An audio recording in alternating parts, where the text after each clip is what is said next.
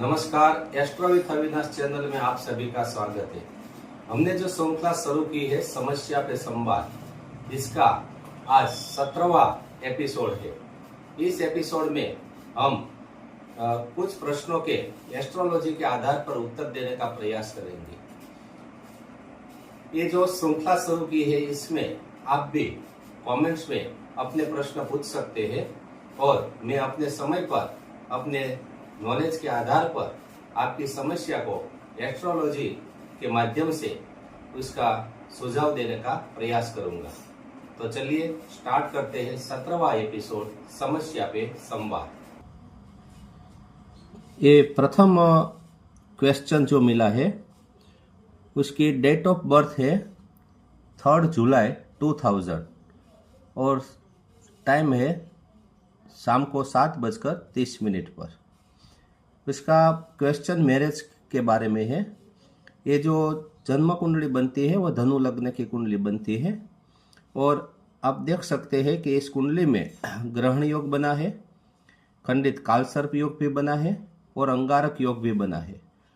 तो अच्छा पात्र मिलने में उसको ये जो योग है ग्रहण योग, कालसर्प योग, अंगारक योग, इसका निवारण करना चाहिए।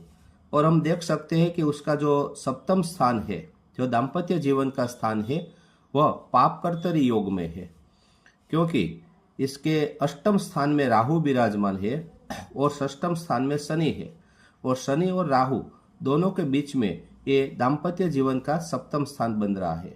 और शुक्र मिथुन राशि में है, सूर्य मंगल का अंगारक योग भी दाम्पत्य जीवन के स्थान में बन रहा है। तो कुल मिलाकर वह ये तीनों योग जो अच्छा नहीं है कुंडली में, ग्रहण योग, खंडित कालसर्प योग और अंगारक योग, उसका निवारण करना चाहिए। और जहाँ तक मैरिज के टाइम की बात है तो इस साल ये योग चल रहा है और 2024 में इसका मैरिज की बात पक्की हो जाएगी। दूसरा क्वेश्चन है, ये दूसरा क्वेश्चन भी मैरिज योग के बारे में है।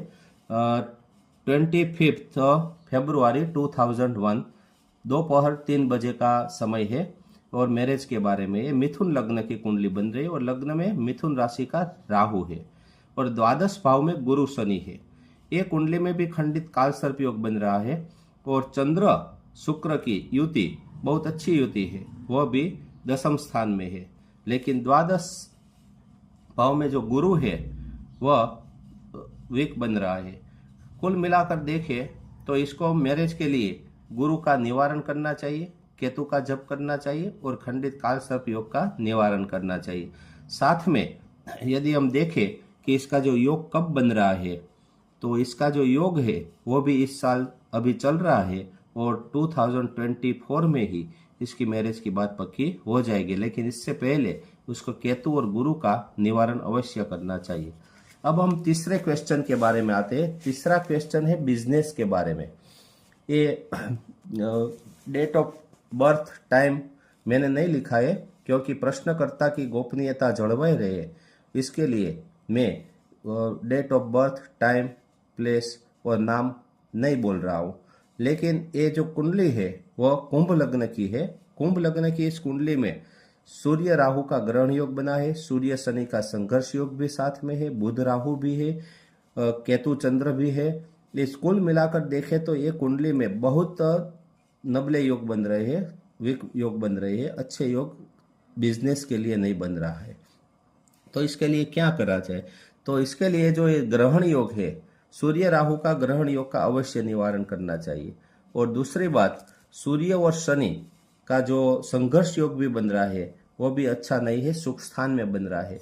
चंद्र अपनी नीचस्थ राशि वृश्चिक राशि में विराजमान है जो कि अच्छा नहीं है। तो चंद्र का जप करा लेना चाहिए और हो सके तो गुरु का जप भी करना चाहिए और खंडित कालसर्प का निवारण करना चाहिए। और बिजनेस में वह केमिकल्स, रंग, जमीन ऐसी कोई जॉब हो या बिजनेस हो, इसमें अधिक अच्छा लाभ मिल सकता है। उसको चने की चीज वस्तु या करियाने की जो सामग्री होती है इसमें भी अच्छा धन लाभ बता रहा है। अब हम चौथे प्रश्न पे आते हैं। ये एक इसमें भी मैंने डेट ऑफ बर्थ टाइम नहीं लिखा है। मैं इसलिए नहीं लिख रहा हूँ और कह रहा हूँ क्योंकि जो प्रश्नकर्ता होते हैं उसकी गोपनीयता जળવાઈ रहे, और इसके लिए मैं ये जाहिर नहीं करता। तो ये वृश्चिक लग्न की कुंडली है और बिजनेस के बारे में और मेंटल पीस के बारे में पूछा गया है।